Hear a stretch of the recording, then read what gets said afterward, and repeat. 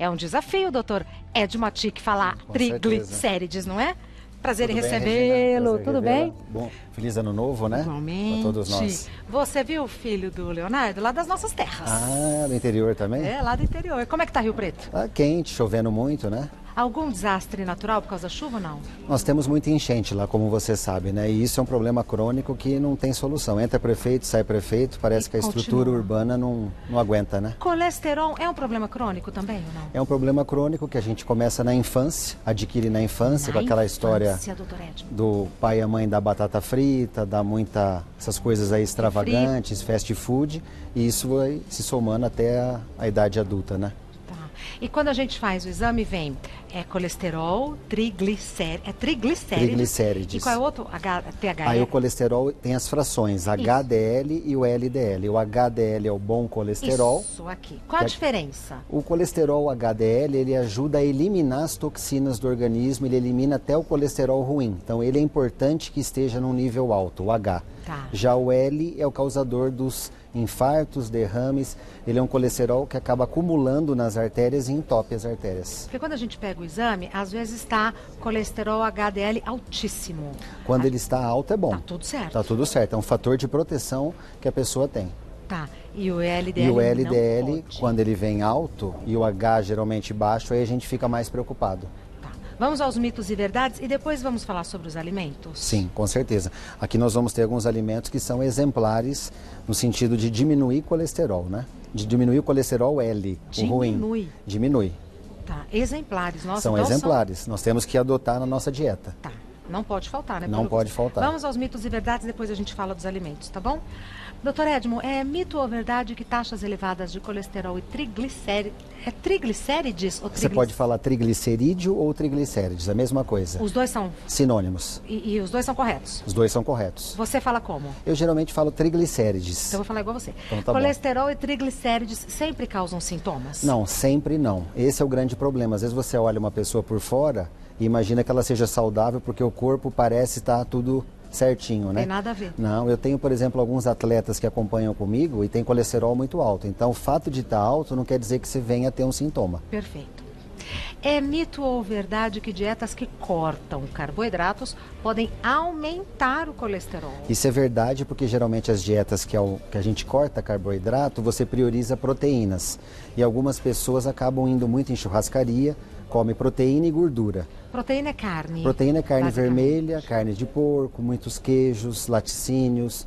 E aí a pessoa acaba dando prioridade a esse tipo de alimento em detrimento do carboidrato. Tá. Pode até ajudar no emagrecimento, só que por outro lado aumenta o colesterol. Quer dizer, emagrece, mas não ganha saúde. Emagrece sem ter uma saúde. Esse é o perigo de certas dietas do modismo, né? Perfeito. Isso em algumas palestras que eu faço, eu sempre ressalto isso. Cuidado Ótimo. com dietas da moda.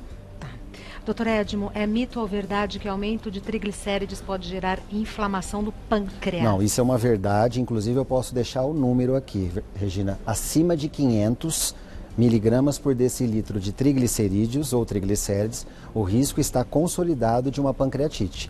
Pancreatite, o pâncreas inflama, para de trabalhar com a insulina, para de metabolizar as gorduras e nós podemos entrar numa falência até morrer. Tá, olha, seríssimo. É super sério. Seríssimo. Seríssimo. É mito ou verdade que o uso de medicamentos e suplementos vitamínicos ajudam no controle do colesterol? Exatamente, no controle sim. Então, por exemplo, a vitamina E é muito útil. As castanhas, por exemplo, e as sementes são ricas em vitamina E. Vamos falar aqui dos alimentos, já que o assunto veio aqui para a mesa. Castanha vale tudo? Vale amendoim? Vale... Não, esse é um ponto crítico que você colocou. Quando a gente diz castanha, amendoim, castanha do Pará são muito oleosas. Então, a recomendação é consumir pouco. Talvez uma vez por semana, 3 a 4 unidades de castanha de caju e uma só de castanha do Pará, porque ela é maior, né? Bem pouco. Bem pouco. Agora, a amêndoa, nozes, avelã, aí dá pra gente ter um consumo um pouco maior. Tá.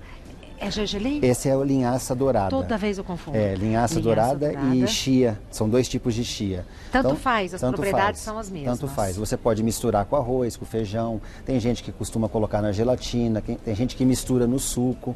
Seja qual for a forma, você está ingerindo e aproveitando os nutrientes. Manteiga é proibitivo? A gente fica um pouco preocupado porque manteiga às vezes vem com gorduras que não são gorduras como, por exemplo, as insaturadas, que são as mais benéficas. São gorduras mais tóxicas, né? Aqui nós temos o quê?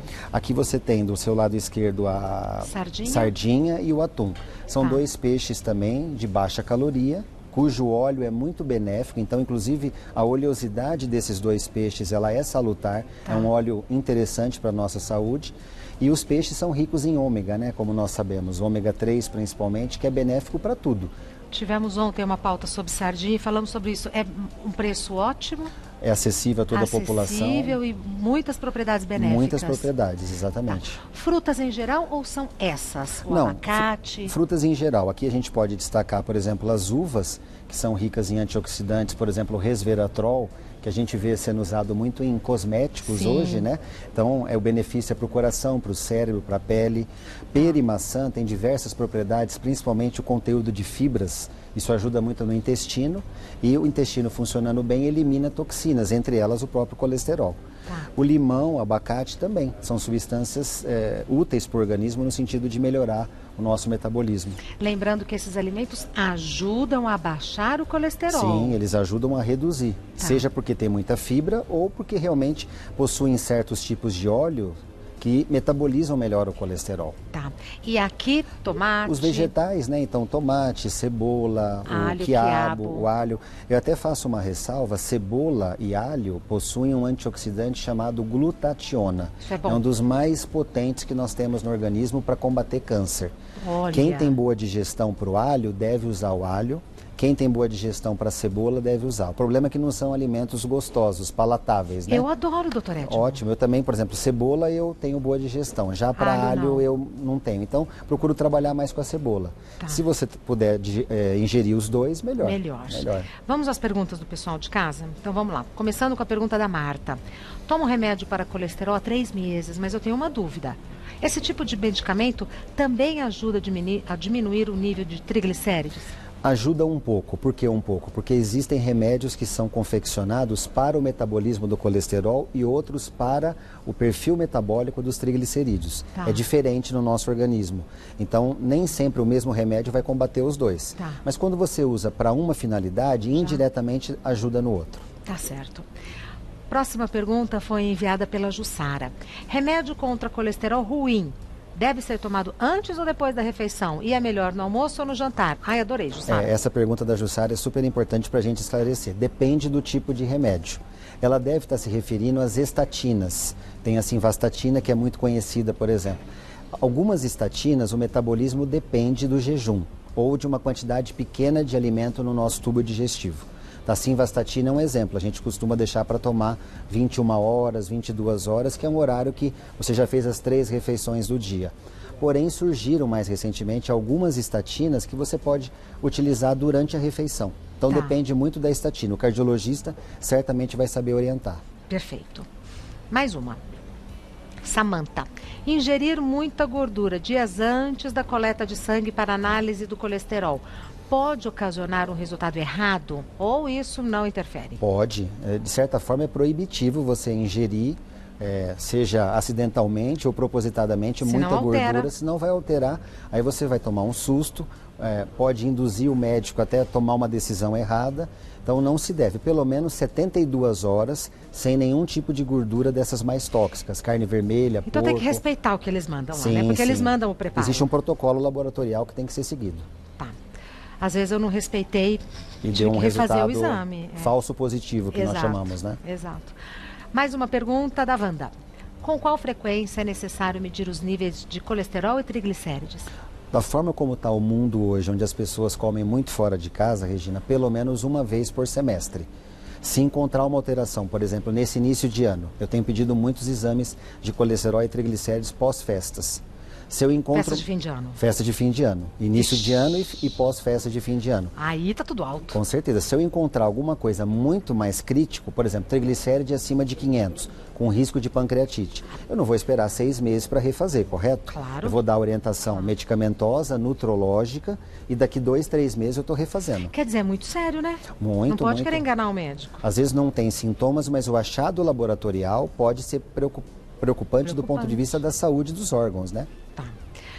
Mais uma pergunta que é da Maria Lúcia. Nunca fui de extravasar na minha alimentação e procuro praticar diariamente atividades físicas. Mas, mesmo assim, o meu colesterol ruim está muito alto. O cigarro pode estar causando esse aumento? E se eu diminuir, a taxa volta ao normal? Essa é uma pergunta super importante também. Veja, existe um aspecto genético que pode explicar o porquê que pessoas que têm alimentação boa, malham todos os dias e ainda assim têm colesterol alterado. Pois é, por quê, doutor É uma questão de uma dislipidemia familiar. Então é uma alteração dos lípides ou das gorduras de origem familiar. Quando que a gente suspeita disso, Regina? Quando eu me deparo com pessoas com hábitos saudáveis, porém com níveis de colesterol ou triglicérides acima de 500, por exemplo, que é um valor muito, muito acima da normalidade, mesmo que a pessoa esteja mentindo para mim, dificilmente ela acumularia tanto no sangue dela. Então deve ter uma alteração grave no metabolismo, falta uma proteína que deveria destruir a gordura e ela não tem de nascença, questões genéticas mesmo.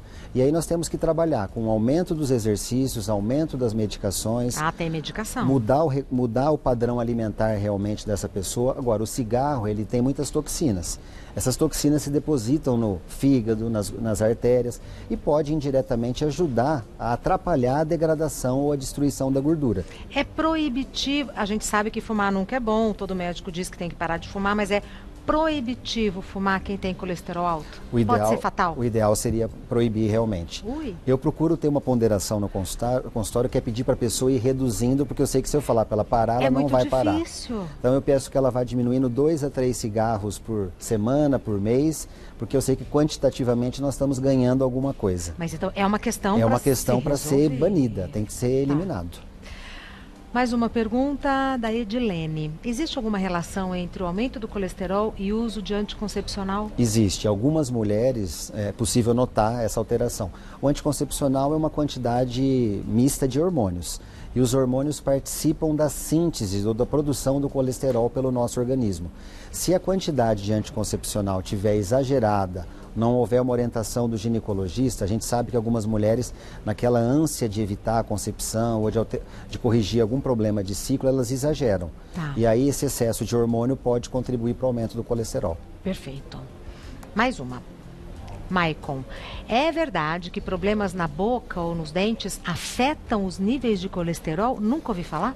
Essa relação não está tão estabelecida, mas nós temos observado que pessoas cuja saúde bucal não é preservada, muda a flora bacteriana da boca, essa flora bacteriana pode ser absorvida e nós sabemos hoje que tudo no nosso organismo gira em torno do equilíbrio bacteriano, é a famosa microbiota do intestino, que é o segundo cérebro, Todos os médicos estão falando isso. Exatamente. Isso nós temos estudado muito na nutrologia e na cardiologia.